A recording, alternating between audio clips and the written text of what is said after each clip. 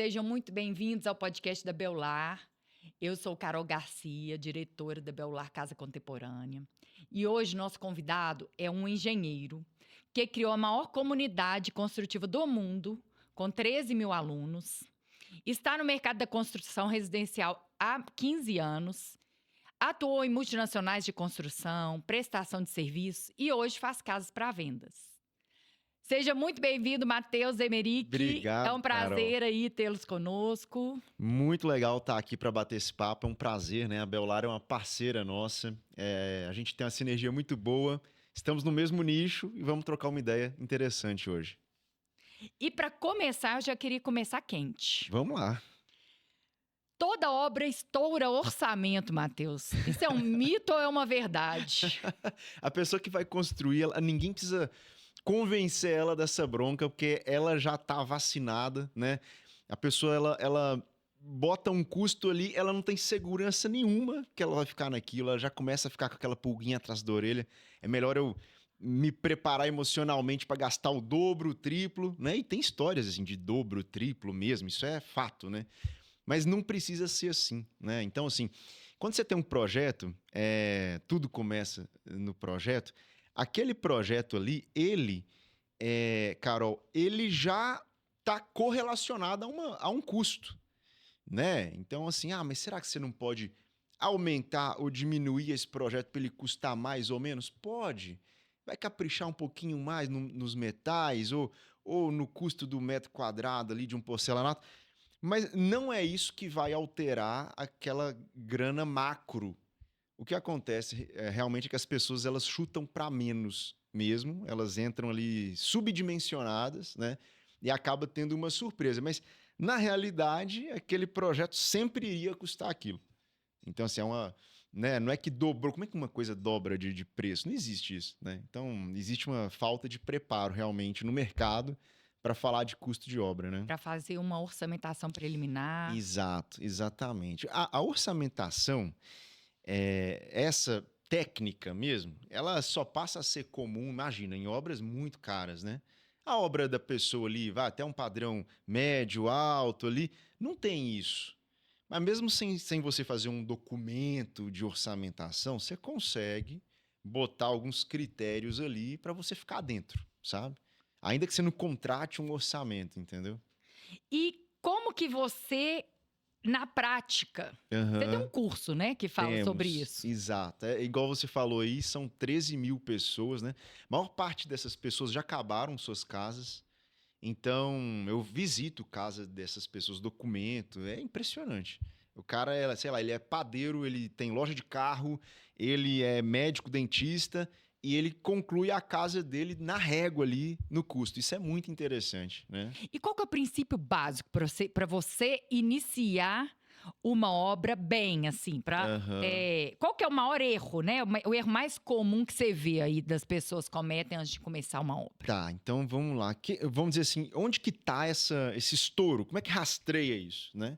Então são alguns erros muito básicos, assim. O mais comum, eu falo assim, olha, eu separo essa questão de você colocar a casa dentro do custo, é uma escadinha de 5 degraus, né? Você vai subindo um por um. O primeiro é você acertar o tamanho. Pode parecer uma coisa ridícula, mas assim, ó, o preço do metro quadrado, ele é um indicador sem vergonha, ele é um indicador safado, mas ele é o primeiro.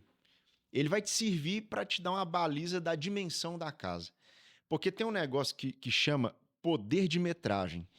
Então, assim, o cara ele tem uma grana para fazer, ele vai conseguir com aquela grana fazer uma casa que ela vai estar, vamos botar aí, de 400 a 420, 430 metros quadrados. Não adianta o projeto dele ter 600. Ele não vai conseguir. Então, não tem nada que coloque um projeto de 600 numa grana de 400. Você pode pensar em trocar o sistema construtivo, você pode pensar em empobrecer o acabamento, você pode pensar no que você quiser que não faz uma coisa caber em outra. E aí, assim, é uma coisa muito simples, mas que já nasce, muitos dos projetos já nascem estourados. O cara tem uma grana lá para 300 metros quadrados e ele faz sauna, piscina, não sei o que, tarará, tarará, e não dá, simplesmente não dá, entendeu? Não tem milagre. Esse é o erro número 1. geralmente a pessoa tem um projeto além da meta orçamentária dela, entendeu? E é o mais fácil de você cair, né? É Porque a hora que você fácil. vai fazer... É fácil. Não, e tem umas coisas que são contraintuitivas. Porque, por exemplo, assim, eu sei disso porque eu tô na cadeira hoje de quem contrata o projeto. Então eu falo assim, olha, a minha grana, eu tô vacinado, então eu falo, eu quero um projeto de, sei lá, de 300 metros. E as coisas que eu peço pro arquiteto colocar no projeto, na real mesmo, não cabem em 300, entendeu? Isso acontece muito. Outras vezes é o terreno que estoura essa metragem. Se o terreno ele é desnivelado, você tem uma metragem de adaptação, de acomodação.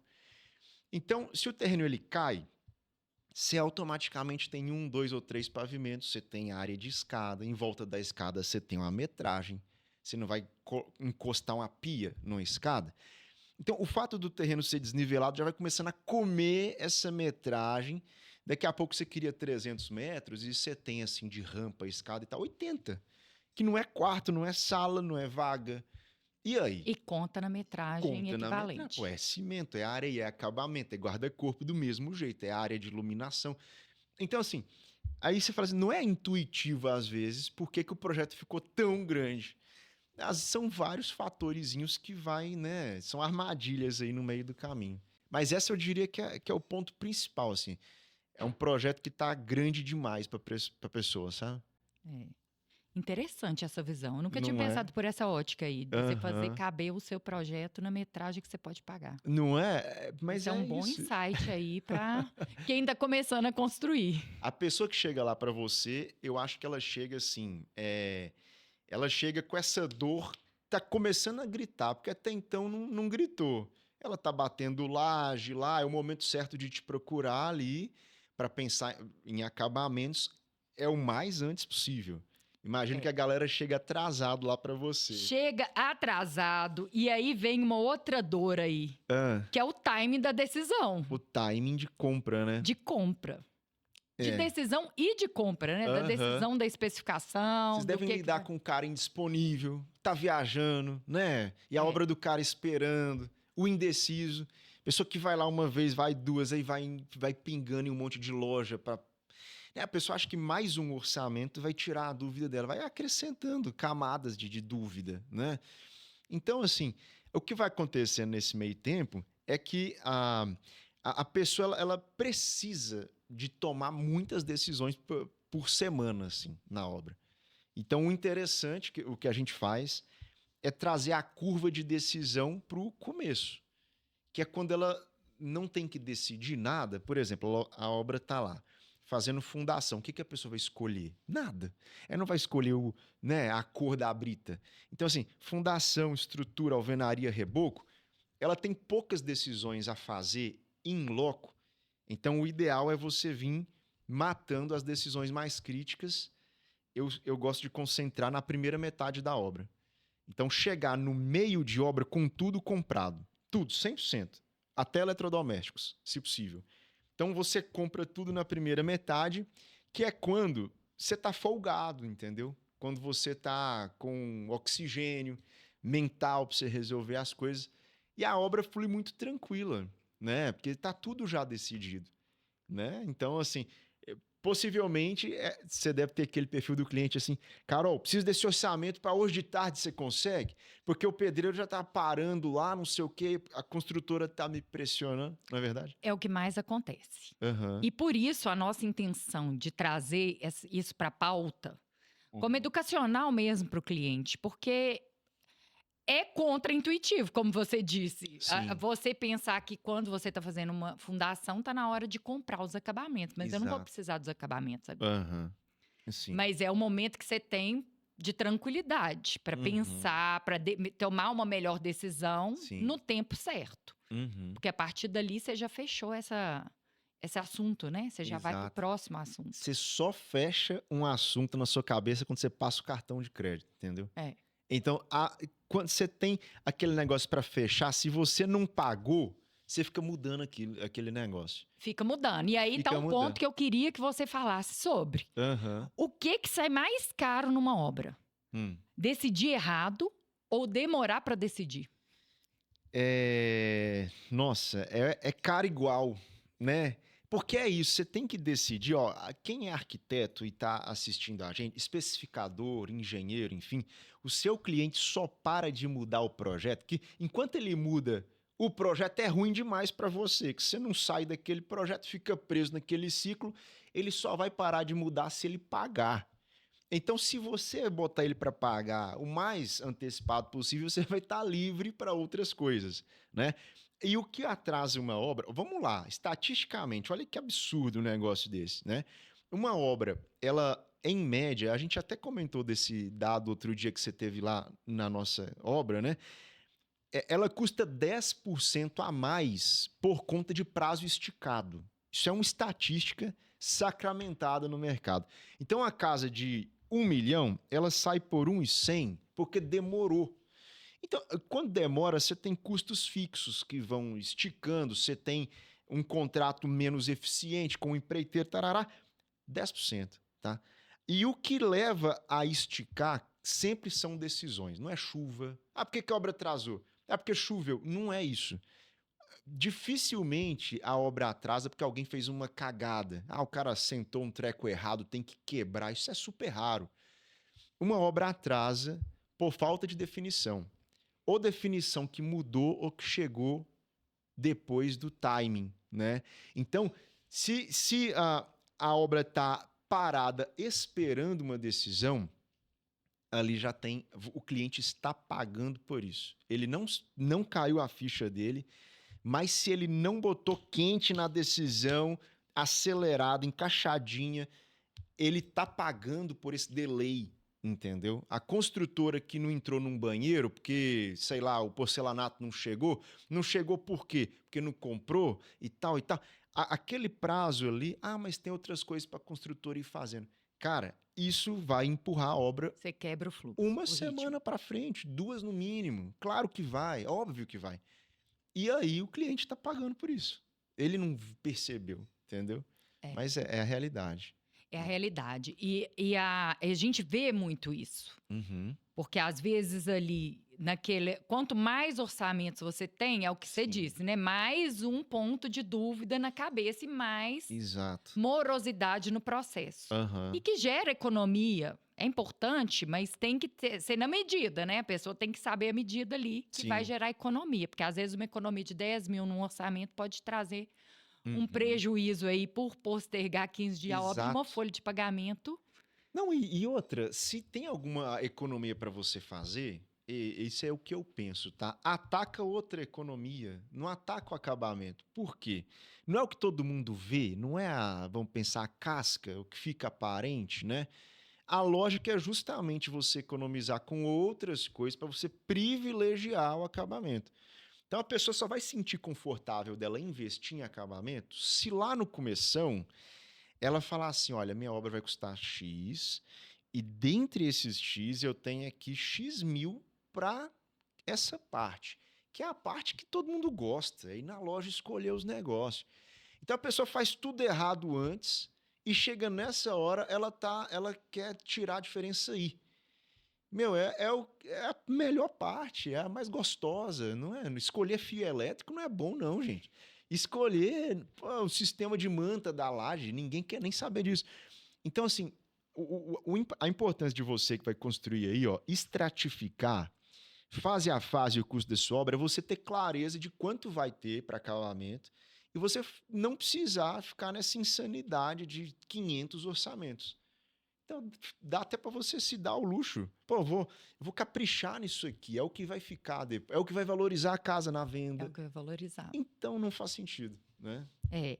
E dentro dessa questão de decisão, né, do momento certo da decisão, de você trazer para a primeira etapa da obra Sim. essas decisões mais importantes, isso diz muito também de você minimizar as modificações em projeto, né? Com Você fala certeza. muito sobre isso, o custo que tem pequenas mudanças em projeto Aham, que geram grandes impactos no custo Sim. e no prazo. Fala um exatamente. pouquinho mais sobre isso. É porque nunca uma obra nunca é um retrabalho de, sei lá, é de 1.000 em 1.000 só, entendeu? Então não existe retrabalho de R$ 500, de 300. Então para você trocar, sei lá, vamos supor que você mudou ali a cuba, tá? Aí, aquela cuba, a bancada está instalada numa altura para aquela cuba, para altura de uso. O ponto hidráulico da torneira que está ali, ele foi pensado numa torneira que fica atrás da cuba, ou de lado, ou não sei o quê, que para você mexer, você tem que ir lá e quebrar por baixo. No que você quebra por baixo, a posição do sifão vai bater com o chumbador da bancada. Aí você troca esse negócio aí. Nisso aí você envolveu o bombeiro hidráulico, o cara da bancada, o pedreiro do revestimento, o eletricista que estava passando um negócio, ele teve que deslocar. No final das contas, você mudou só uma cuba, entendeu? Só que aí, olha o que causou. Agora, replica essa mentalidade para a pessoa que troca tudo o tempo inteiro. A obra não consegue terminar. Então, você tá o tempo inteiro... É assim, ó, não, mas é porque o eletricista ele vai vir aqui, ele vai só mexer nesse pontinho, mas ele devia estar fazendo outra coisa, que estava liberando outro serviço para outras frentes. Aí ele para, aí tem toda uma cascata de consequências que ele parou lá naquela posição para ele vir cá mudar isso. Você está entendendo? É generalizado o impacto. E olha que interessante isso que o Matheus trouxe. É um exemplo simples, Simples. singelo de uma cuba, uma troca de uma cuba que muitas Exato. das vezes ela é motivada por uma redução de custo no orçamento. Sim. Porque a gente vê isso muito no dia a dia, né? Uhum. O cliente, ele quer cortar o custo, então vamos pôr essa cuba aqui que é mais barata, mas ela vai gerar alterações no projeto Sim. que muitas das vezes vai ficar mais caro do que aquele valor. Mexer naquilo, exatamente. Então, a importância de se trazer para a primeira etapa, Isso. de se trazer isso para evitar, né, a compra, é o que você disse muito bem aí no início. Quando você passa o cartão de crédito, você não mexe mais, você não Exato. altera. Isso gera fluidez na obra. Nossa. Isso traz economia. Uhum. E Perfeito. você uma vez me contou um dado que eu assustei. Que uma modificação em projetos, modificações, elas geram acréscimo no custo da obra de torno de 10% a 20%. Isso, perfeito. Exato. Então, quando você vai alterando o projeto, você tem estudos que falam isso. Tem obras que as pessoas pegaram para estudar. Quem é que estuda isso, gente? A gente tá tirando isso da cartola, não, tá? Tem órgãos, entidades que estudam essas coisas, né? Você consegue fazer uma pesquisa. E tem obras reportadas até de 47% de estouro de custo por conta de ficar mexendo no projeto. Então, assim, isso é absurdo, né? Então, o projeto, se ele for bom, tá bom, sabe? Não mexe, não. Você vai mexer, é prazo, é custo, enfim, é muito dinheiro jogado fora para você ficar alterando. No final das contas, às vezes, Carol, o projeto fica até pior. Porque o arquiteto fez com uma cabeça, a pessoa visitou uma amostra, foi para um hotel, viu um negócio, ela quer mexer naquilo e descaracteriza originalmente. Então, nem melhorar, melhora, né? Acontece. E esse time da compra, além dele... Eu queria que você discorresse um pouquinho nos benefícios, né? De você comprar com antecedência. O que isso traz de benefício para o fluxo da obra? Entendi. Porque o que acontece? A forma como as pessoas constroem é muito atrapalhada, porque você tem aí mais ou menos uns 2/3 de obra que a pessoa decide poucas coisas. Que nós vamos ter estrutura, reboco, passagem de cano, de tubo, essas coisas. E o último terço aqui é onde ela vai assim, na obra vai estar acontecendo as coisas mais personalizadas. Acabamento, metal, luminária, louça, pintura, cor de parede, essas coisas todas. Então, a pessoa chega no finalzinho da obra, é muito desgastante. Então, você tem uma frequência de energia muito alta no final, que é o que as pessoas falam assim, cara, eu nunca mais vou construir esse negócio, não aguento mais visitar a loja, não aguento. Por quê? Porque a pessoa está investindo energia dela num ponto muito concentrado do cronograma de obra. Então, quando você pega todas essas decisões e vem diluindo lá para o começo, número 1, a pessoa faz um equilíbrio de energia dela.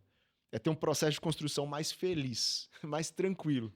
Porque ela não tá pressionada pela obra o tempo, tem que decidir, tem que fazer. Ela fecha uma compra que ela não estava confortável, mas é só porque tinha que ser naquele dia e tal e tal. Então, quando você pega lá do começo e vem decidindo, com calma, você tem uma construção mais saudável para a família, para a pessoa. Ponto número 2, ela tem um equilíbrio de caixa. Porque ela não tem aqueles picos de custo de um mês para o outro muito radicais. Então, o que que eu faço? Eu compro tudo em 10, 12 vezes, uma boa negociação, divido esse negócio, né? Então, eu passo a obra inteira pagando as mesmas parcelas. Então, de um mês para o outro, não tem grandes arrancos. Eu estou fazendo o meu estoque ali, eu estou pagando, aí vai. As pessoas perguntam muito assim, mas onde você guarda as coisas? Aí a gente vai se virando. Guarda um pouco no canteiro, tem fornecedor que segura um pouco mais, mas você tem um equilíbrio de energia, um equilíbrio de caixa. Você tem, número 3, essa previsibilidade muito grande do que você vai colocar. Então, assim, você comprou a torneira, você comprou a cuba, você comprou o acabamento, a sua obra já vai sendo feita para esses produtos. Ao invés de ser um grande mistério, o que, que vai ser aqui? Não sei, passa esse cano aí, bota... Qual que é a distância entre que a gente deixa da porta para a parede? Não sei, bota aí, não sei se é uma cuba de semi-encaixe, cara, tudo impacta em tudo. Então, à medida que você já tem tudo decidido antes, você vai cortando esse retrabalho, você vai antecipando o prazo, obra mais tranquila, entendeu? Então, assim, esse é o segredo do negócio, na realidade. Compre antes, entendeu? Faça as coisas antecipadas. Isso é perceptível. A gente percebe isso claramente com o cliente que antecipa a compra e Isso. o cliente Não, que é melhor para ele, Carol. é o nível de satisfação com a obra mesmo, o nível de Sim. prazer, de curtir o momento, a jornada da construção, que é pesada. E outra, Isso traz leveza. vou falar uma coisa que é ruim até para você, talvez, mas o cara que tá antecipado, ele não tá com pressa. Quem tem que dar os pulos para fechar é a loja. Aí é o dia de bater a meta, é o dia de não sei o quê. O que que é? O vendedor vai atrás do cliente, ele tá dominando a negociação, porque ele não tá com pressa. É. Entendeu? Se ele tá atrasado, o jogo vira totalmente. Aí é a loja que dá a regra. Então, assim, é um argumento ruim pra Carol esse, né? Mas para quem tá construindo é maravilhoso isso. É. Você não tá agoniado. A gente né? percebe isso na leveza que o cliente fica quando ele está com tudo antecipado. Exatamente, ele tem essa sensação de... Sim. Ele está no controle da Exato. situação. Ele tem o poder da decisão. Ele está no domínio.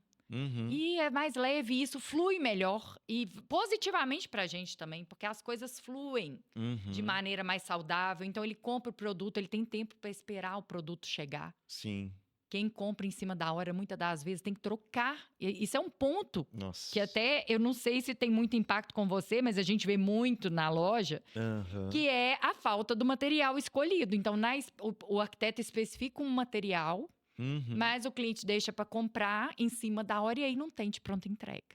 E atrasa a obra. Aí atrasa a obra ou precisa dele trocar o material para encontrar algum que supra o prazo que ele precisa. Sim. Na nossa... Olha só, a gente falou aqui no começo assim, mas é antecipado demais você comprar revestimento, por exemplo, quando a obra tá lá saindo do chão. E não é. Porque quando você vai botar na ponta do lápis, o prazo que você tem para escolha já não é um prazo curto, que a pessoa vai querer ver demais, ela vai querer visitar um monte de lugar e tal. Aí você tem a negociação, que vai mais uns dias.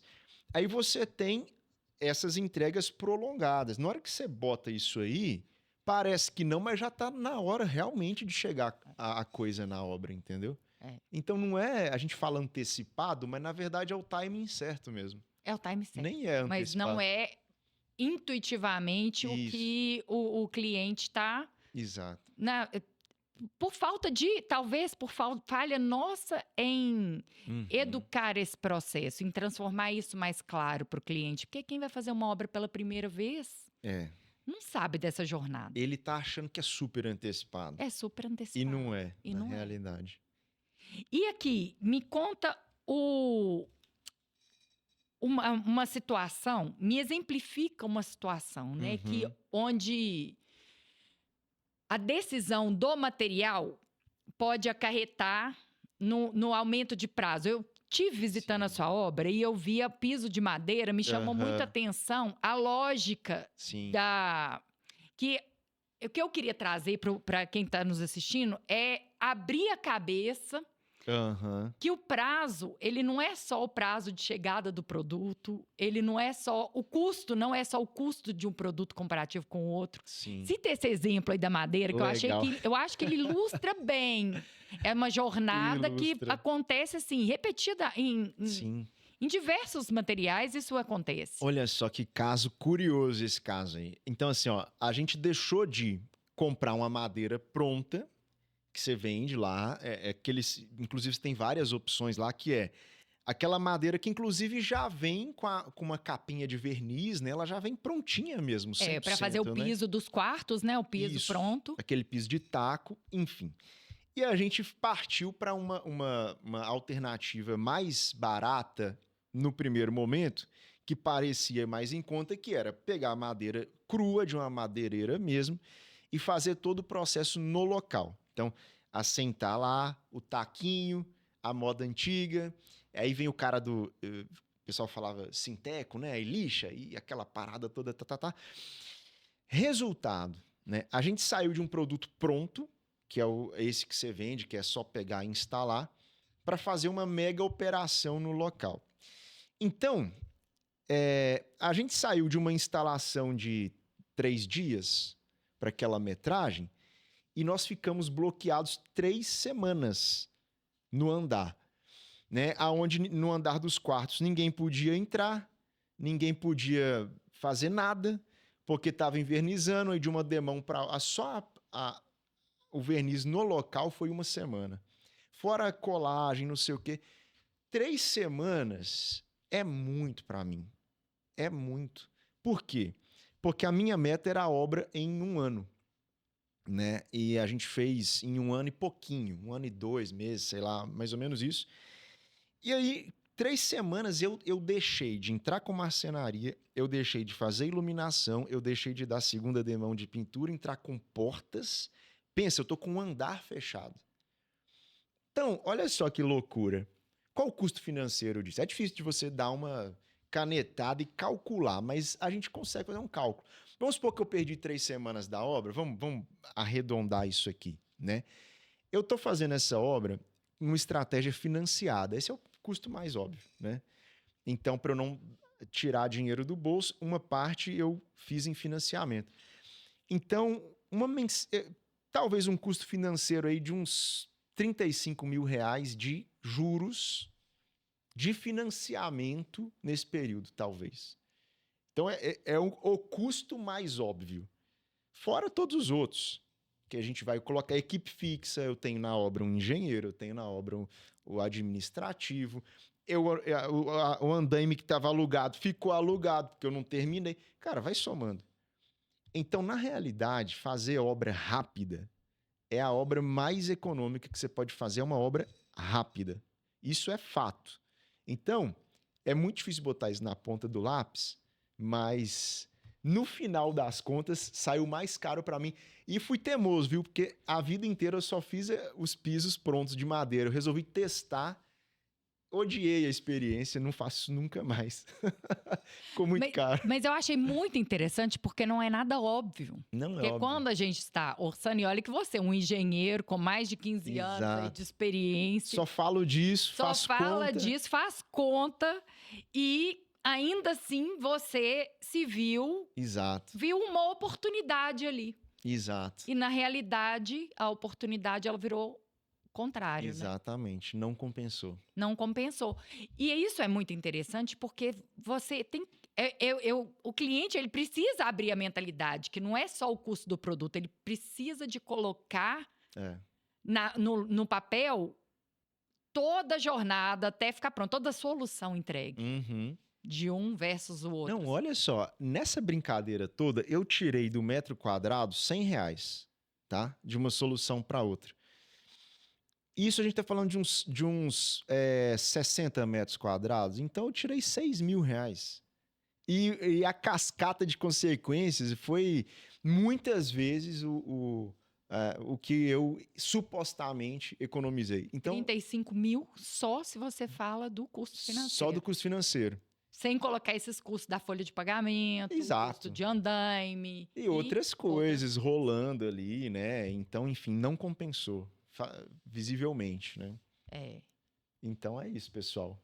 E aqui, Matheus, para a gente consolidar esse raciocínio, né? Uhum. Eu acho muito importante a gente trazer essa cronologia. Como você diria aí para os nossos ouvintes, essa cronologia das decisões. A começar pela Legal. primeira, que eu achei assim, para mim foi uma mudança de mentalidade, que é veja o valor que você quer, que você tem para Ah, gastar e Aham. defina o seu metro quadrado da sua casa. Perfeito. Exatamente. A começar por aí, né? E como que essa jornada sintetiza isso pra Legal. gente? Então é porque, olha só, ninguém acerta o custo de uma obra acidentalmente, não existe. É resultado de esforço. E o primeiro é esse: em vez de você fazer todo um projeto e depois você ver quanto custa para construir, inverte essa sequência. Peraí, eu tenho tanto para construir e preciso fazer um projeto que caiba. Então, você inverteu a lógica. E não é que vai sair um projeto avacalhado, não. Pode ser um projeto incrível, entendeu? Mas ele sai factível. E aí é maravilhoso, porque olha só, se a parada tá dentro do que você consegue fazer, você consegue arcar com qualidade. Se tá fora, você não consegue arcar com qualidade. Você vai pegar as piores coisas, a pior mão de obra.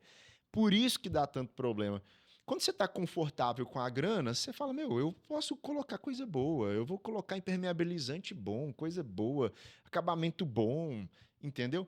Então, a primeira coisa é isso, quanto eu tenho para construir e o que eu consigo fazer com esse dinheiro. E labutar mesmo para fazer algo pé no chão que caiba. Porque E você tem um indicador aí de reais por metro quadrado? varia demais por padrão, né? Varia muito. Então a gente tem perfis de casa que começam em 5, aí você tem uma outra classe que vai para 8, você tem 15.000 o metro, Se a vai gente está embora. falando do nossa audiência, que é do alto padrão, Aham. Então vamos você pensar um alto diria. padrão, aquela pessoa que ela tem em algum lugar da casa um teto de madeira, ela tem ali um acabamento de qualidade, ela tem muitos vidros, tem um bom paisagismo. Vamos pensar esse padrão de casa. Essa aí é uma casa de uns 7.000 metros, 8. Começa daí. Começa com. Começa com isso, perfeito? E aí vai embora. O que explode muito o custo da obra são os sistemas que você instala. Isso não é óbvio também. Então, assim, um sistema de automação, um sistema de, sei lá, de aquecimento específico. Então, a casa é a mesma, só que à medida que você vai colocando uns penduricalhozinhos, daqui a pouco isso está contando 3 ou 4 mil reais no metro quadrado.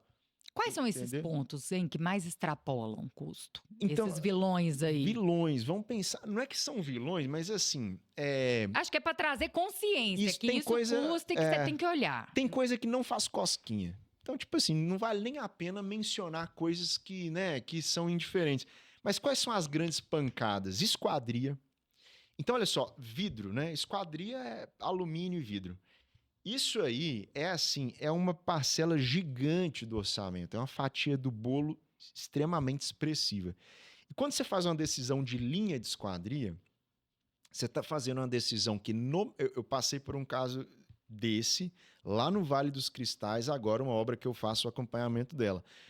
Então, era uma decisão que ela impactava ou R$ 1.500 no metro quadrado.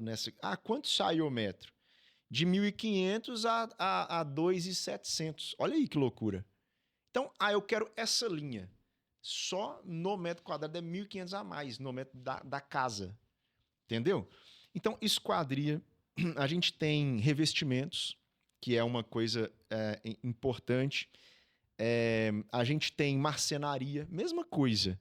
Você vai ter 2 ou 3 vezes ali de espectro. Você tem, sei lá, de X a 3X. São parcelas muito gigantescas, né? Então, principalmente essas 3, assim, que são grandes, sabe? Agora, tem coisas que impactam um pouco e as pessoas acham que é mais, que seria paisagismo. Cara, assim, a gente faz um paisagismo incrível com 0,8% do custo global da obra, 1% do custo global da obra. Então, não impacta, por exemplo, entendeu? Então, esse equilíbrio do que mexe e o que não mexe que é importante as pessoas terem consciência, né? Então, assim, partiu do que você tem de valor para gastar, você define o metro quadrado Perfeito. da sua construção, quantos metros quadrados vai ter. Uhum. Aí você reparte em grandes grupos ali, para você começar um orçamento, ver qual fatia do bolo você tem para gastar com cada área. Perfeito. Seria isso? Seria isso. Lembra que eu falei que é uma escadinha de 5 degraus? Sim. O metro quadrado é o primeiro para ele te dar um parâmetro de tamanho. Sim. Aí, logo em sequência, a pessoa tem que fazer dividir por fases, que é isso. Então, quanto eu vou gastar para isso, quanto eu vou gastar para aquilo. Então, no meu método lá, a gente divide em 22 fases. Por quê? Porque nasceu assim na minha construtora. Então, você tem lá calçadas, você tem paisagismo, você tem louças e metais, você tem marmoraria. Então, quando estratifica assim, então você tem um plano fase a fase de quanto vai sair. Isso já dá muita clareza para a pessoa. E até para o cliente saber a expectativa, alinhar a expectativa. Né? Isso. De quanto que ele vai gastar. Exato. Porque olha só, lá no começo da obra, a pessoa não tem a menor ideia de quanto, por exemplo, assim, se ela não tem um fase a fase, ela vai escolher coisas sem saber se está muito ou se está pouco. Por exemplo, ela vai na sua loja e o orçamento deu lá 500 mil. Ela fala, mas isso está dentro do meu global? E aí, se ela sai da madeira e vai para um vinílico, isso impacta absurdamente. Se ela vai Então, se ela sai de uma deca para uma docol, para uma doca, para não sei o que, impacta tudo. Então, ela não sabe. Então, ela tem que ter uma meta de fase. Ela tem que ter uma meta de metais, uma meta de porcelanato, uma meta de louça. Que ela sabe que se ela jogar dentro dessas 4 linhas, ela tá ganhando o jogo, entendeu? A gente tem um número que nos norteia muito. Aí eu queria até validar, aproveitar que você está aqui para validar esse número. Certo. Que é que a fase dos revestimentos, louças e metais, ela gira em torno de 10% do valor global da obra. Perfeito. Tá dentro. Mas vamos lá, revestimento, louças e metais? Tá dentro, sim. Você tem uma margem um pouco para lá, um pouco para cá, mas de maneira geral. Porque okay. é um norte para você, até mesmo para o cliente, para a gente dar um laço para o cliente, para ele se sentir seguro. Não, perfeito. Ou seja, a fatia que a Bellar tem dentro de uma obra é 10%. Agora, é mais ou menos para mais ou para menos a depender. Eu vou para uma solução de vinílico, eu vou para uma solução de piso de madeira. Ou então outros fatores. Por exemplo, tem muita terraplenagem na obra. Eu vou para o revestimento italiano, eu vou buscar um revestimento nacional. Então, isso tudo você tem dentro dessa margem, você vai para cima ou para baixo. Perfeito. Mas você tem pelo menos uma ideia, um parâmetro. Exato, né? Exatamente. Então, tá validado esse número aí. Perfeito. Perfeito. E tá dentro de uma fatia interessante, sim. E aí o segundo degrau divide em fase. E o terceiro degrau? O terceiro é algumas contas de viabilidade. Então, por que isso? É justamente olhar para as fases mais críticas e você vai checar se deu match. Então, por exemplo, é muito tranquilo você fazer uma checagem de esquadria. Por quê? Basta você fazer um orçamento. Bateu com o que você encontrou? Você entendeu? Então, a gente sabe que uma linha Gold, sei lá, de esquadria, ela é R$ 1.200 o metro quadrado de área. Então, com 5 minutos a pessoa pega, eu tenho tantas janelas, tantas portas, quanto tá dando, e confere, entendeu? Então, o terceiro degrau é você checar se aquele fase a fase faz sentido. E é uma checagem nos principais, nos 2 ou 3 principais, perfeito? Então, aí você vai avançar para o 4º degrauzinho, que é montar uma planilha de custo para sua obra. Uma coisa que até um leigo pode fazer, né? Então, assim, é isso. Aí você já tá numa coisa que, tipo, sei lá, 0,5% das pessoas vão fazer.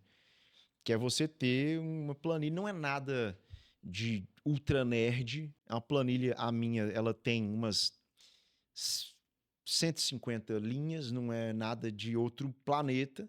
Tanto é que a galera do curso usa, é muito. Qualquer um pode usar. E aí você pode ir além para um 5º passo, que é contratar uma orçamentação profissional mesmo. Entendeu? Mas Muito digamos que se a pessoa vai interessante. até o 3º aí, É. entendeu? Ela tá jogando dentro do jogo dela ali, ela consegue. Então, vocês viram aqui, né? Primeiro passo, e o mais importante é ver quanto você está disponível a gastar com a sua obra e, a partir daí, defina qual o metro quadrado da sua construção. Não o contrário. Uhum. Começando por aí, você já está Pô, 50%. Você cercou muita coisa, entendeu? E aí, divide em fases para ver ali qual fatia percentualmente ali, quanto que cada Uhum. fase vai te custar. Perfeito. Checa a viabilidade disso, faz 3 orçamentos aí dos principais itens, né? Um orçamento aí dos 3 principais itens, só para Perfeito. checar se está dentro. Uhum. E aí parte para construção a partir dessa checagem, que você partiria para construção, Para começar a obra? começar? Não, eu começaria depois de fazer uma planilha. depois de fazer a planilha. Perfeito. E aí você Exato. parte para a obra, porque Isso. aí você tem o controle da situação. A planilha, ô Carol, você vai pegar uma planilha de obra básica, ela é igual um cardápio de restaurante. Porque lá, a pessoa que está construindo, ela é leiga, ela não sabe o que existe numa obra. Aí ela vai olhar e falar, caramba, né? Sistema de energia fotovoltaica, nem estava lembrando disso, isso aqui é 30 mil, pum. Ah, isso aqui, pô, não sabe, câmera, pô, não estava lembrando. Então você tem ali, você tem ou não tem aqueles itens, você coloca num hidromassagem, sei lá, entendeu? Então ela fica muito orientado o negócio, entendeu? E aqui, Matheus, você tem a escola de obras, né? Que é o curso que você ensina isso tudo. Lá nesse curso, você fala desses percentuais de cada fase de obra, para a pessoa ter uma noção? Sim. Conta um pouquinho aí, como que funciona. A escola de obras funciona assim, a gente pega a pessoa que é totalmente leiga, que é a maior parte da minha audiência hoje, é o curioso, é o cara que ele é o atrevido, é o cara que não tem formação nenhuma, mas ele é o cliente. E ele não está seguro para construir, porque existe uma lacuna dos profissionais que não estão assessorando bem. Então, essa pessoa vai estudar, ela vai querer entender como é que constrói dentro do custo, vai querer entender as estratégias de redução de custo na obra dela. Tem estratégias que são até extra-obra, documentação, INSS de obra, é muita coisa. Construir é uma aventura, né? Então, assim, a pessoa vai lidar com um monte de coisas. E a gente pega de uma forma organizada e um passo a passo, igual como se fosse um videogame, um jogo de tabuleiro, para ela ir passando fase a fase. Então, é um método que a gente usa nas nossas obras para pegar a coisa do zero, tipo lá na escolha do terreno, zero do zero do zero, e ir colocando decisão após decisão para a pessoa ir matando, né? E quando ela vai decidindo isso organizadamente, ela já vai formatando essa planilha de custo dela. Então, o resultado é que, assim, a pessoa vai construir dentro do objetivo, entendeu? Essa é a grande sacada, né? Essa é a Como grande não sacada. estourar o custo da obra. Exato. É isso aí. Se você quer aprender sobre isso, eu indico aí, porque, olha, tá para existir alguém que sintetiza de forma tão simples o raciocínio. Eu acho que é uma das qualidades aí que eu vejo aí em você. De pegar o que é complexo e traduzir numa linguagem simples para o leigo, né? Qualquer um entende. Show, obrigado. Isso realmente. E aqui, olha, para quem não se atentou nessa dica que o Matheus deu, obra barata é obra rápida. Isso aí, cara. Esse é um ponto. Exatamente. Por isso que a gente leva isso para a vida, para as decisões, para tudo norteia. Nas suas decisões, sempre lembra. É a eficiência do negócio. Isso mesmo. E qual dica, Matheus, para encerrar, se você pudesse dar uma dica aí, valiosa, aquela assim, dica de ouro para quem vai começar a construir, hein? Ó, Qual é a sua dica? a minha dica de ouro, Carol, não é nenhuma dica, mas é uma palavra de incentivo. Vai lá e constrói o quanto antes. Porque o que a gente está enxergando, inclusive num cenário macroeconômico, na situação do país que a gente vive, tantas coisas assim, construir é cada vez mais caro, é cada vez mais inacessível. O imóvel, ele é um patrimônio que ele vai ficando mais difícil de atingir, esse patrimônio, a cada 2, 3 anos, entendeu? A gente vai migrar para uma situação que já é realidade em muitos países mais maduros, onde poucas pessoas têm imóvel. E assim, por quê? Porque é muito caro construir. Em 2019, eu fazia a mesma casa que eu faço hoje pela metade do preço. Metade, 50%. Então, imagina. Então, assim, tá no momento, sempre é o momento de construir. O melhor momento foi ontem. Então, agora é hoje. Mas se você deixar passar hoje é amanhã. Mas, assim, começa logo e faz. Porque o seu poder de metragem, que a gente falou, ele só vai reduzindo. Bota o projeto na pista, tira do papel, enquanto, né, você ainda consegue fazer, tem a gana de fazer, seu patrimônio vai valorizar, você nunca vai ser mais bem remunerado na sua vida enquanto você está construindo sua casa. Você pega o quanto que você botou e o quanto seu patrimônio vale depois que você termina a obra, divide o que você ganhou pelo prazo de obra, a construção da sua casa te remunera um salário que você não tem no local que você trabalha. Então, assim, é a decisão certa e quanto antes, melhor.